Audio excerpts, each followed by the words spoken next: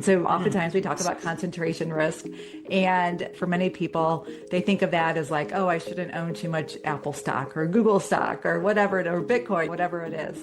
But really that applies to any asset. And I know that's hard to hear if you've had great success with real estate, but especially as you kind of progress through your career, when maybe retirement or semi-retirement, or again, just having that freedom to do whatever you want.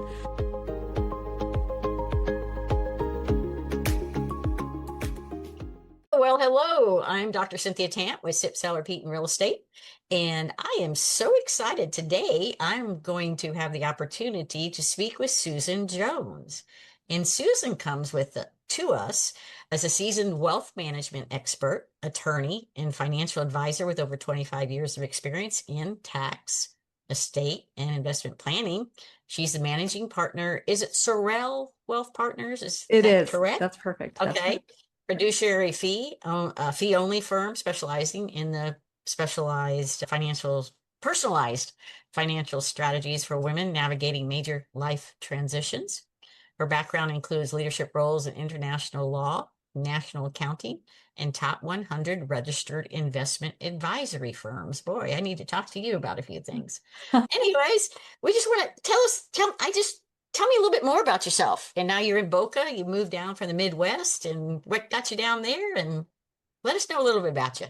Yeah, that's great. So I did. I grew up in the Midwest. I actually did a little tour of the St. Louis schools, went to undergrad and law school in St. Louis, Missouri. And then about 5 years ago, I was contemplating a career change. And so for various reasons, my husband and I have 4 kids, and we had always vacationed in Florida and loved it. And the plan always was to move to Florida when we retired. And it was kind of when that kind of COVID times and a lot of things were changing. My kids were at good ages that we could kind of switch schools without too much trauma on their end. And we thought, you know what, why not go ahead and do it? So we moved to where we used to vacation in Highland Beach, Florida, and it's been just fantastic. And Cynthia's, I mentioned to you, 4 years in, and it's just painful to go back to the cold weather. So, although I'm not a native Floridian, I certainly love it down here.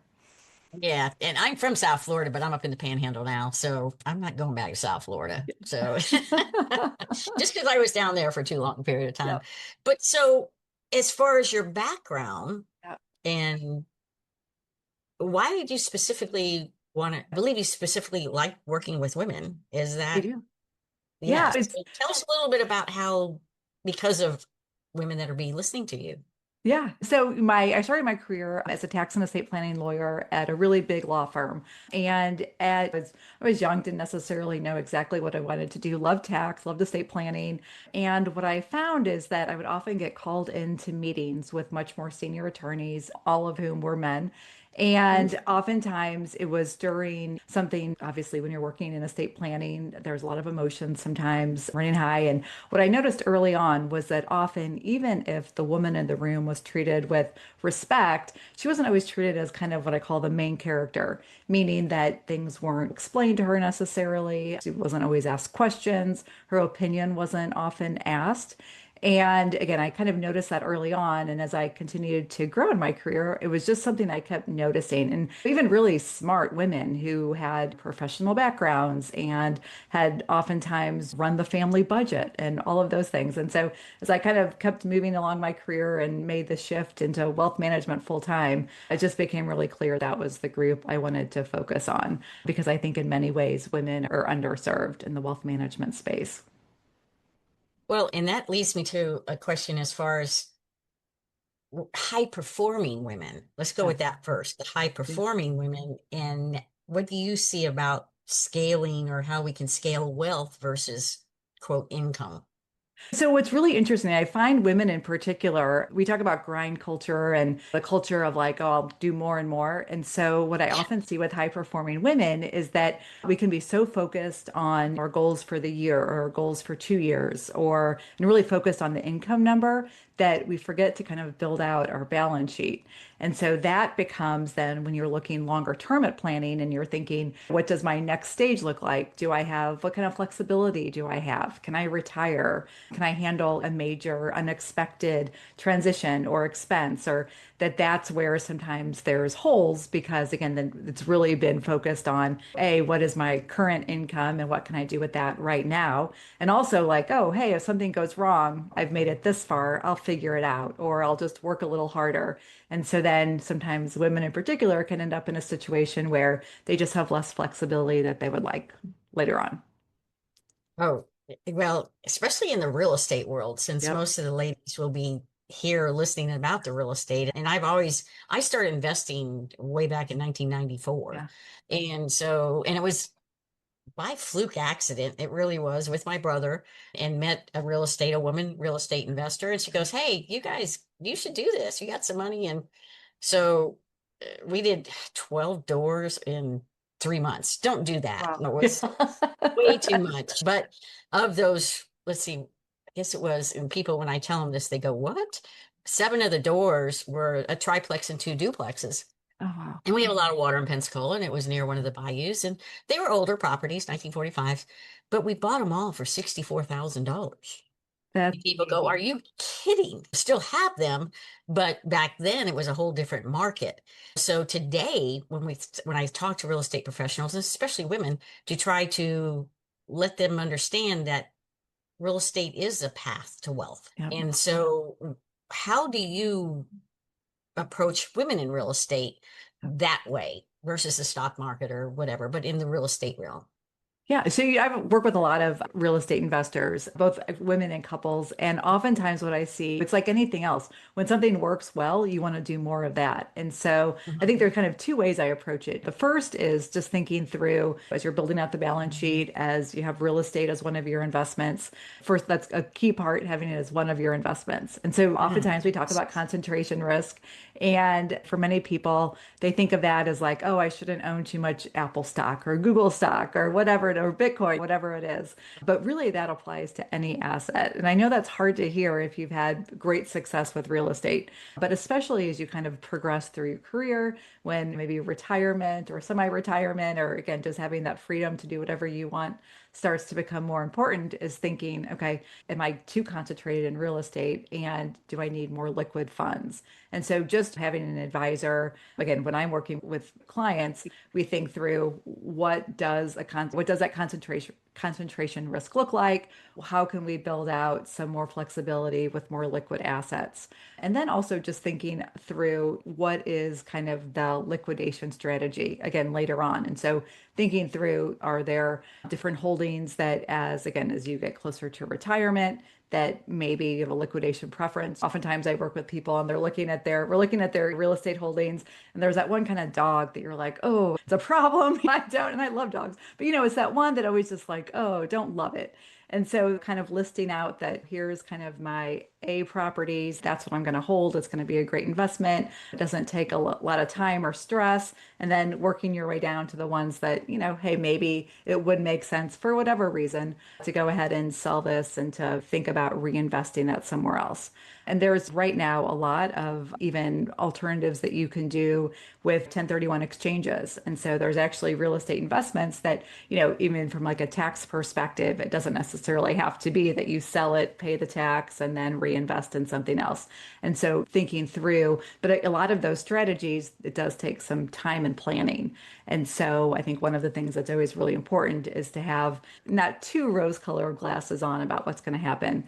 And also when we're thinking of concentration, it's not just real estate versus non-real estate even. So thinking through, do you have too much in one market? Do you have too much of one type of property? And so again, just really approaching it with that kind of overall, like you would do with any financial plan, of looking at what does my entire portfolio look like and what does it say about how I'm living right now and my flexibility later on.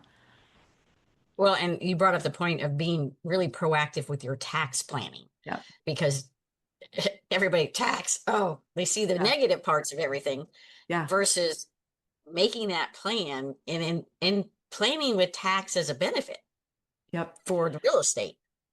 And all of the avenues now, the 1031 tax exchange, I mean, how creating the different entities and all of that. And you do also help women with that too. Is that part of I your do. practice? You do. Okay. I Well, do.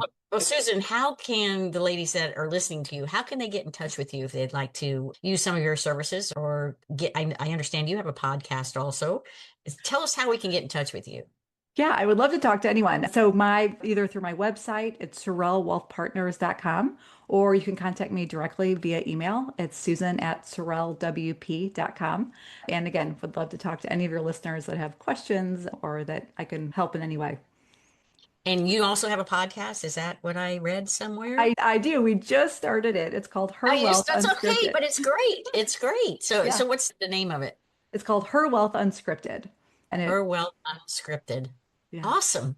So, of course, with the podcasting, we all can talk. People said I wrote a couple of books as a professor way back and go, I don't want to write. I would rather talk. Yeah. When you are talking with other ladies as single women, especially, or maybe a spouse has passed, a partner has passed, what are some of the pitfalls? What are some of the things that they may make not understanding now that they're in this solo maybe Yeah.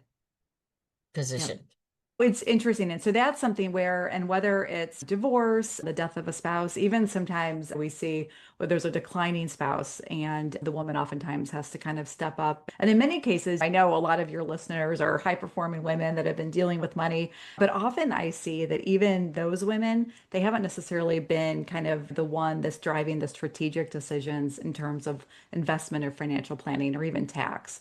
And so I think I kind of think of it as two bookends. Oftentimes I see women, they either want to do too much too fast, and then things get missed, and maybe the right professionals aren't sitting around the table, or they kind of don't, they want to wait and they want to wait until it feels like it's a better time. And so my first advice always is to find a group of professionals that you trust and respect and that are going to really make you feel informed and confident. Because whenever we talk about like what someone should do, the reality is they should find someone that helps them decide what to do. But from there, I think really taking a look at, hey, what is it that you want from your life? And that sounds like such like broad, crazy thing. But a lot of times when, I see that when people are planning their financial planning, it's too much of a focus on what do the numbers say, and there's too much talk about income and expenses, and that's all a really important part of your financial plan. But what you really need to start with is what do I want out of my life? And so, and it's a very personal choice and decision. But until you really clarify those goals, then really putting together a financial plan isn't truly effective because you're not doing that like planning for really what you want. And so oftentimes during the time of transition, the first thing I say is, okay, you've been living according to a plan with someone else, but now it's you. And so is there a shift that you want to make? And what do you want that to look like? And so really making sure that you understand. And some people say, I want to work, I want to maybe change careers, I want to take some time off, I want to spend time with family, I want to travel. All of those types of goals are so important to have an understanding. And certainly they can change, but until you've really been able to think through what those goals are, Right. putting together a financial plan that really works for you it's not the best. That's not going Yeah. to be the right fit. Sure. So if you're advising maybe a younger person versus an older person, but you're advising a younger lady or a younger gal that is just starting her career, because I know as we get going, it's not like we have a lot of money to think about how are Yeah. we going to invest this Yeah. until we get going and then we go, oh, got a little bit, tiny bit these days. Yeah. What are some things that you may point out to her about how to get on that path? Because we know the earlier you start, the better you are. I think one of the best things that younger women can do is to set aside an amount, whether it's every month, every year, something to put into an investment account.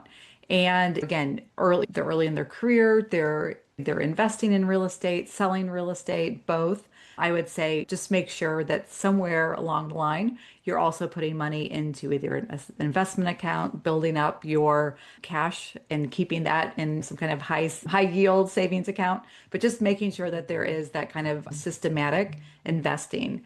And I think budgeting, different people again take different approaches, but I think a lot of times when we hear the word budgeting, we think, oh, to write down every coffee or every pair of shoes and I would say don't need to do that. And I like the reverse budgeting concept where instead of saying, okay, I'm going to spend this much per month and then the excess I'm going to put into some kind of savings account, go ahead and do the opposite and say, every month I'm going to put aside this amount and then everything else is basically your discretionary spending. So work backwards. And it's amazing how when you start at an early age, that just it's math. It's just math. The rules of compounding work that Mhm. you all of a sudden you're going to get to be a little bit older and have either excess funds for or funds that's going to help you retire or even excess funds to help with travel or different things that come up. Do you have any special percentages for this or that? Or because sometimes you'll get a program and somebody says, do this. And then, well, if you can't do this, let's go here. Or is there anything that you can advise to, like you say, spread it out a little bit and everything, but that you may give some more information to people about?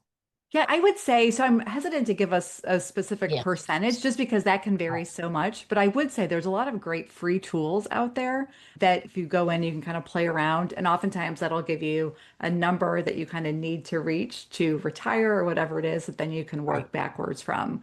But, I would say, and also when you're younger, think about doing a Roth IRA, or if you do work for an employer or some organization that you have retirement account, even that's going to really help. And a Roth IRA, when you put it in, don't get a tax deduction, but then it grows tax free and it comes out tax free. And I mean, I have seen people that just started that when they were younger, didn't seem like a huge amount at the time, but that tax-free growth, boy, that really that really helps. The power of Well, I compounding. mean, the other thing I've been around younger people and they're so online on their phone doing penny stocks and Yeah. doing coin and doing, I go, Yeah. man, oh man, I've been not doing it that way, but I've been doing it a long time Yeah. and it's been going through the years and stuff. But for today's tech savvy person, I Yep. guess, is that I see them doing that more. Is Yep. that something too that is part of their portfolio then? Yep. As Yeah. they And learn so it? yeah, and there are some great, if it's you're not at a time that you want to or need to work with an advisor, there's some great options to do that yourself. I mean, even Charles Schwab has what they call their robo advisor. That's great. I mean, there's a lot of platforms. What I would say, and sometimes I see this with, and this is going to be a hard thing to hear for some of the younger listeners on the call, but that desire to say like, hey, I want to get the next NVIDIA when it's really Right. early. Yeah. And everyone does, and I get that. But there's a lot of data that shows that over time, individual stocks underperform the market as a whole. And so I would encourage anyone that's listening to this that for the most part, what's going to serve you best longer term is a diversified portfolio. And so that's on the equity side, an allocation to using funds and ETFs to the domestic stock market as well as the international stock market. And it's fine early on to have a high equity Yeah. exposure You because you have you have time. long time to recover. Long Yeah. time. So you Yeah. can kind of look Yeah. away during the volatility. When it goes, phew, you go, oh my. Right. Yeah. You could just don't look for a little while. Yeah. Yeah. But that's going to generally produce much better results than just trying to pick individual stocks because I always joke like everyone talks about their winners, but no one talks about their They never talk losers. about it. Yeah. Exactly. That's like when you go to the casino. Well, yeah, I won $500, but how much did you start with? Well, 2000. Exactly. Exactly. So, and I think as we age, as we get older and we have a little bit more income and we start to why and we always say, why didn't I do this when? Yeah. Or back then? What would be a something that you would say from your experience that you may talk with people that they say, why didn't I do this then? Yeah, so I will tell you the saddest experiences that I've had, and this has happened to me several times. And in fact, it just happened to me last week. And it almost makes me like, and I think women in particular are a little bit susceptible to this, and probably this group a little bit less because, again, real estate and kind of the all the different things that go along with that. But sometimes women tend to be a little bit more conservative in Um, investing than men. yeah. And so, in fact, again, just last week, I had a woman call and she really successful in many ways, really smart. But she told me that she had been contributing to her employer's plan for almost 40 years, the maximum amount every year. But she said, but I'm very conservative. So she had always picked the bond fund for 40 years. 40 years. Yes. And so her annual return had been the average was between 3 or 4%.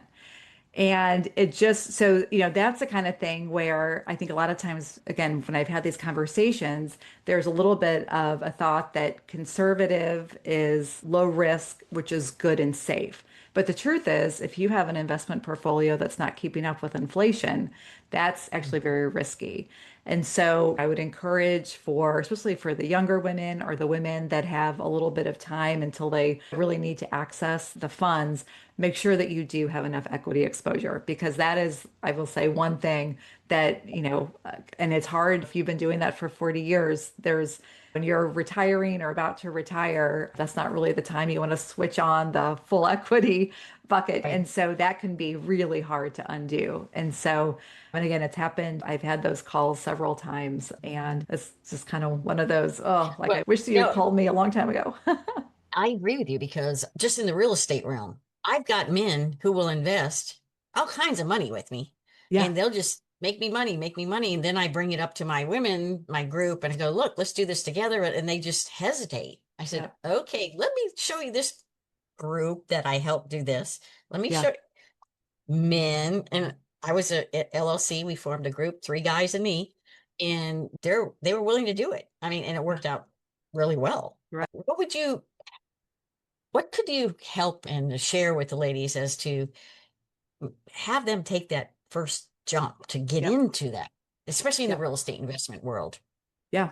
I think a lot of times, so I would say make sure you do your homework, make sure that you're investing with someone that you trust and that can Mhm. tell you all the facts, and make sure you do the vetting correctly. But then once you do, your choices are not doing anything. And again, that's not going to build wealth or doing something. And that's building wealth. And you really can't have return and growth without risk.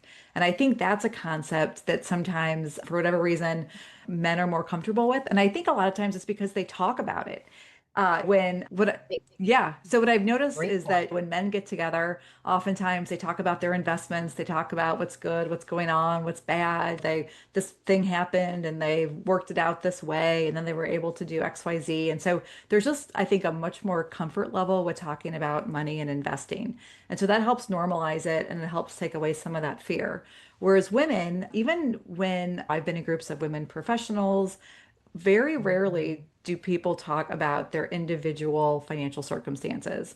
And I don't know if it's because we don't want to come across as that we're bragging, we don't want to make anyone feel bad. We were taught that it's maybe not polite, all these different things. And Uh-huh. so it's not quite as normalized. And I think because of that, there's just not that kind of there is that hesitation because we haven't been hearing about all the ups and the downs and how it all worked out okay.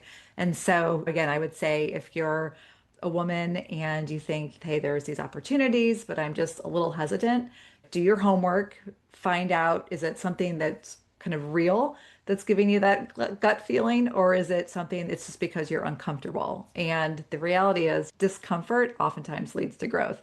And so that's kind of always been my motto is that if you don't do anything outside your comfort zone, you're going to be kind of playing it safe your whole life. And that's generally doesn't get the one, if you want to do it, you kind of have to take that leap oftentimes.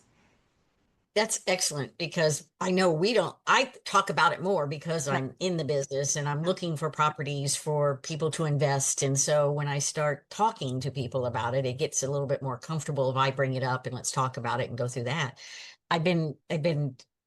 My mother's 95. And so she's still living at home, still doing great. And I was with a group of senior caregivers and all that this morning for a group get together because my a friend of mine says you need to go talk to this group because for I've been in the situation where I've gone and talked to a family who has a house full of stuff. They Yeah. want to sell the house and either the parents have died or have to be put in transition into an assisted living area. And I'm going, man, what am I going to do with all this stuff? And so today was an eye opener because in assisted living, it's seven women to every one man Mm. because we live longer. Yeah. And the statistics are like 10,000 baby boomers are turning 65 every day. I'm going, what? The numbers are like crazy. And Yeah. being in the generation where we may be supporting our parents, or at Yeah. least around our parents up in age. And then you may have children or grandchildren or doing that, and how that all works. So as far as just keeping along that theme, is it too late to get started on certain things from an investment standpoint? No. So I would say it's never too late to get started. One of the things, as I mentioned before, there is something that's called the sequencing of return risk. And so what Mhm. that means is that if you have losses and then you need to pull out the losses, that you can have that can hurt you longer term. And so when someone gets to a certain age, and particularly if they're going to have to use that asset to live, there's just Mhm. a little bit of hesitancy about getting kind of too aggressive or too risky in that case. That being said, for whether it's stocks or real estate, or if you have an asset, even if it goes down in value, unless you have to sell it, your balance sheet still essentially looks the same. And that's something I think oftentimes we also forget.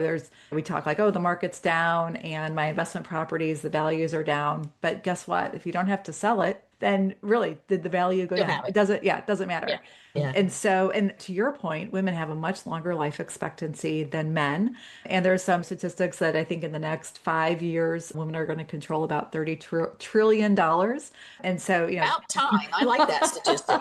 I know. So the reality is women are really kind of going to be financial powerhouses. And so again, I think it's all about vetting. I'm a big believer in, again, doing a plan, seeing if the numbers work, but then also not being more conservative than you need to be. And of course, we're all different. We all have different risk Yeah. tolerances. But again, there really is a true risk to not doing anything. And so I think that's a risk that we don't talk about often enough, that really, I think, especially again, given that longevity that we have, to keep that in mind when you're planning. I totally agree. And I see my mom, like, nothing's wrong with her. She's Yeah, 95, that's still plugging along. And then I see some younger people and I go, dang, if I could just get it's some of the things that they say to me, and especially younger real estate age. Oh, I want to be like you when I grow up. I go, well, you got to start now. Or yeah. what's the other thing? But you have so much. I said, it's taken me 40 years to get all this. They don't understand it took some time to Yeah. do this. And so I want to thank you for all the information. Tell the ladies again how we can get in touch with you. Yeah, reach out to me either through my website. There's if you kind of go, you can click through and there's a way to schedule time with me on my calendar, or feel free to reach out to me directly at susan@sorellewp.com. Sorelle, is that It is. It's Sorelle? Sorelle. Yeah. Okay, gotta make sure it's spelled I'm right. like, oh, put me on the Thank spot. Yeah. I know you have to. Thank you so much for your time, and I appreciate you coming on and sharing everything with you and Dr. Cynthia Tant. If you're inspired by these powerful women in real estate, you'll want to catch the next conversation. Click the video on screen to keep sipping, selling, and leveling up your game.